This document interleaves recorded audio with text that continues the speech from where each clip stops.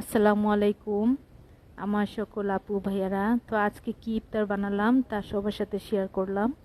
আজকে অবশ্য ঘরে কেউই আমরা মুড়ি বানাবো না, মুড়ি খাবো না আর কি। আজকে আজকে একটু ভিন্ন রকম নাস্তা বানালাম। আজকে কাবাব বানালাম, ঘরেই কাবাব বানালাম। কাবাব দিয়ে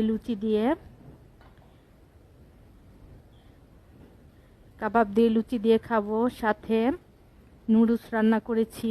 আজকে নুডলস রান্না করব, সাথে খেজুর আছে, জিলাপি আছে, শরবত আছে।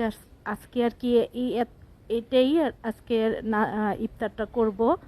আসলে ইফতারটা কিন্তু অনেক বেশি আইটেম হলে কিন্তু বেশি খাওয়া হয়, তখন আর দেখা গেছে বারবার পানি খেতে হয়, তখন আর সেহরির সময় আর বেশি একটা সেহরি খাওয়া যায় না। এর জন্য বেশি একটা আইটেম করি নাই, অনেক অল্প সিম্পল। তো আজকে আমরা কাবাব দিয়ে লুচি দিয়ে খাবো, সাথে নুডলস আছে,